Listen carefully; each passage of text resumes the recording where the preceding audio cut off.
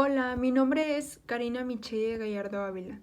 Yo explicaré sobre el tema de las normas y reglas ortográficas y de puntuación. Bueno, iniciaré con la pregunta número 1. ¿Qué es la ortografía? La ortografía es un conjunto de normas que regulan la escritura, forma parte de la gramática normativa, ya que establece las reglas para el uso correcto de las letras y los signos de puntuación.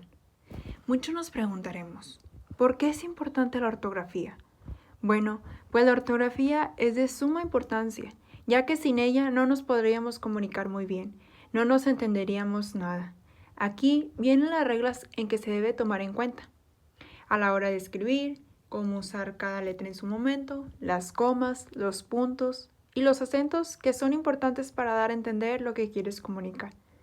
A continuación, les mostraré dos textos, uno con errores ortográficos y el siguiente escrito correctamente. En el primer texto podemos observar claramente que esas palabras así no deben ir escritas, pero en el siguiente texto ya podemos observar que ahí sí están escritas correctamente. Continuaré mencionando el motivo principal de este video, con las normas y reglas ortográficas y de puntuación. La ortografía de letras. En todas las lenguas existen problemas ortográficos, porque en todas se producen con el tiempo o desajustes entre fonemas y letras. Un ejemplo que puedo darles de dos palabras sería, no es lo mismo haber que haber. Lo primero que debemos saber es que ambas formas son correctas, pero tienen distintos significados. Haber y haber son palabras homófonas, es decir, suenan igual, pero poseen diferentes definiciones, usos y ortografías. Haber es una secuencia que se forma con la preposición a y el verbo ver. Por ejemplo, mira lo que he comprado y alguien pregunta inmediatamente, a ver. En muchos de estos casos, haber puede ser reemplazado por vea. Haber es un verbo en su modo infinitivo. Haber puede ser un verbo o un sustantivo como verbo. Haber se usa como auxiliar seguido de un participio para formar los infinitivos compuestos de la conjugación. Por ejemplo, tenías que haber visto eso. Después tenemos el uso de las mayúsculas. Se escribe con letra mayúscula inicial, la primera palabra de un escrito y la que va detrás de punto. Los nombres propios, los atributos divinos, los títulos y nombres de dignidades, los sobrenombres y apodos. Los tratamientos si van en abreviatura, pero si van completo es preferible escribirlos con minúscula. Los nombres y adjetivos que integran el nombre de una institución o corporación. Se escribe con mayúscula solo la primera letra de los títulos de obras literarias, películas, etc. Después nos menciona el uso de la B. Se escribe con B toda palabra en que el sonido B preceda a otra consonante. Se escribe con B los verbos acabados en vir, excepto hervir, servir y vivir, con V. Se escriben con B las terminaciones va, vas, vais y van. Se escriben con B las palabras que empiezan por los sonidos bibl y por las sílabas bu y bur y bus. Se escriben con B las palabras que empiezan con los prefijos bi, bis, dos veces y bene, bien y bio, viva. Se escriben con B todos los compuestos y derivados de las palabras que llevan esta letra. Continúo con el uso de la V. Se escribe V después de la sílaba at. Se escriben con V los adjetivos llanos terminados en aba, abo, eva, evo, ivo, iva y ave. Se escriben con V las formas verbales de los verbos que no tienen en el infinitivo ni B ni V, a excepción del pretérito imperfecto de indicativo. Se escriben con V las palabras compuestas que comienzan con los prefijos vice y villa. Se escriben con V las palabras que terminan en ívoro, íbora, a excepción de víbora.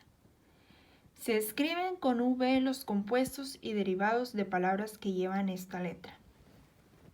Continúo con el uso de la H. Se escriben con H las palabras que empiezan por los sonidos id, hiper e hipo. Se escriben con H las palabras que empiezan con los prefijos hetero, hecto, hemi, hepta y hexa. Se escriben con H las palabras que empiezan por el diptongo ue. Se escriben con H los compuestos y derivados de las palabras que tienen H, excepto los derivados de hueso, huevo, hueco y huérfano, que no empiezan por el diptongo ue. Continúo con el uso de la Y y la doble L. Se escribe y al final de palabra que acaba en diptongo o triptongo y es inacentuada. Si está acentuada se escribe con I latina. La conjunción y se escribe siempre Y. Se escriben con doble L en las terminaciones ilio, ila, ilos y las. Se escriben con Y las formas verbales cuyo infinitivo no tiene doble L ni Y. Continúo con el uso de la R y doble R. El sonido fuerte R se escribe R cuando va en el interior de palabra entre vocales. El sonido R cuando va al principio de palabras o en interior tras I, N, S y no entre vocales. Ahora les mencionaré las reglas generales de acentuación, empezando con las reglas generales de acentuación con agudas y llanas. Las palabras agudas llevan tilde cuando acaban en vocal y en consonante N o S. Las palabras llanas llevan tilde cuando acaban en consonante que no sea S. Después tenemos las reglas generales de acentuación en esdrújulas y sobreesdrújulas. Todas las esdrújulas y sobreesdrújulas llevan tilde. También tenemos la acentuación de los diptongos, triptongos e hiatos. Los diptongos y triptongos llevan tilde cuando sigue la regla general y esta se coloca siempre sobre la vocal abierta, A, E, O. En los hiatos, si el hiato está formado por vocales abiertas, ya sea por la A, por la E o por la O, siguen la regla general, geólogo, canoa, peleo. Pero si la vocal en hiato es I, U, I, griega, van acentuadas. Llevan tilde aunque no sigan la regla general. Reír, día, ahínco. Después tenemos la acentuación de palabras compuestas. Los compuestos perfectos siguen la regla general de acentuación como si se tratara de una palabra simple. 18º, 22. En compuestos imperfectos, cada componente conserva su acento y se aplica la regla general en cada uno de ellos, como reloj, despertador, teórico, práctico. Los adverbios terminados en mente llevan tilde, cuando debiera llevarle el adjetivo sobre el que está formado siguiendo la regla general, buenamente, tímidamente. Compuestos formados por un verbo más un pronombre, átono, me, te, se. Si el verbo lleva una tilde, sigue llevando tilde. Propon, proponle. Y si no sigue la regla general, como si se tratara de una sola palabra. Dile, díselo. Después les mencionaré la tilde diacrítica. En esta nos menciona la acentuación de monosílabos. Los monosílabos en general no llevan nunca tilde, pero las palabras él, mi, tú, sí, de, se, te, más y aún se escriben con tilde cuando no son tónicas, es decir, llevan acento.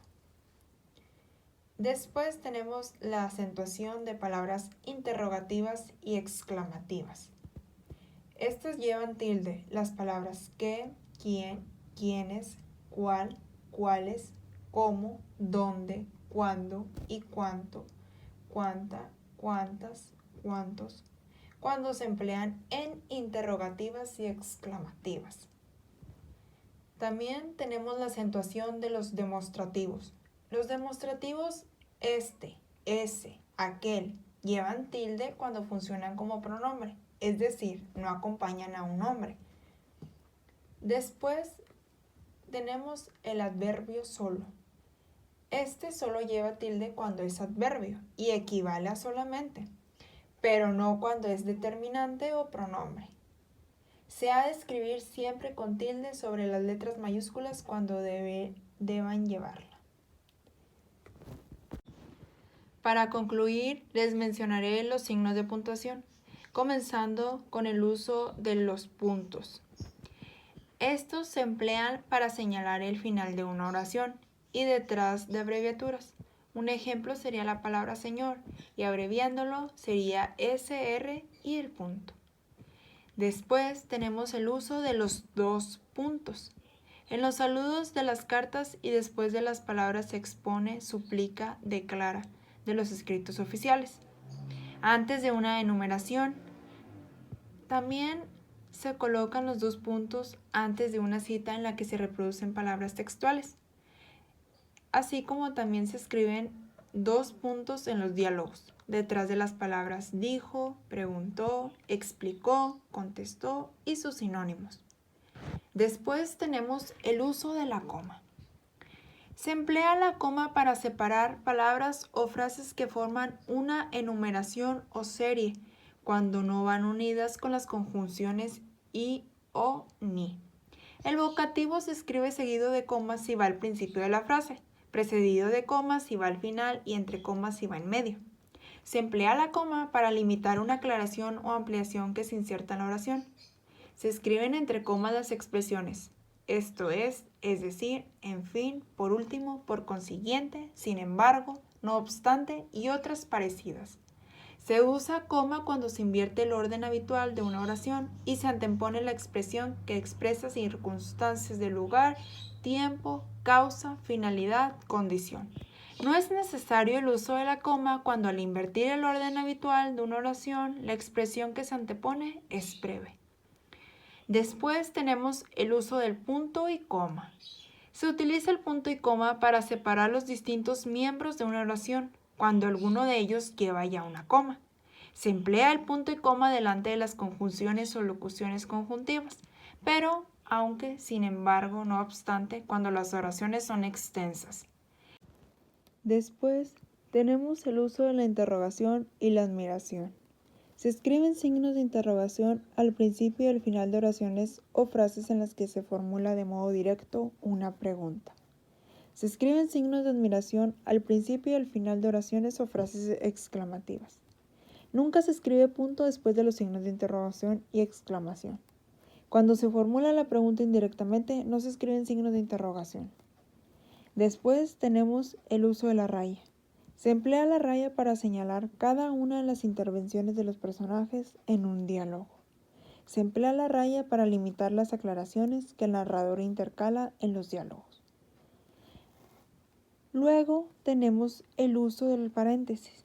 Se emplea para encerrar oraciones o frases aclaratorias y estas están desligadas del sentido de la oración en la que se insertan. Para encerrar datos aclaratorios como fechas, lugares, explicaciones de abreviaturas. Tenemos también las comillas, que estas se emplean al principio y al final en las frases que reproducen exactamente lo que ha dicho un personaje. También se usan cuando queremos resaltar alguna palabra o usamos palabras extranjeras. Y por último tenemos el guión, que se emplea para separar los miembros de una palabra compuesta en la que cada uno de los miembros conserva su acento, como teórico, guión, práctico. También para dividir una palabra al final del renglón. Esto sería todo de mi parte. Muchas gracias por su atención prestada.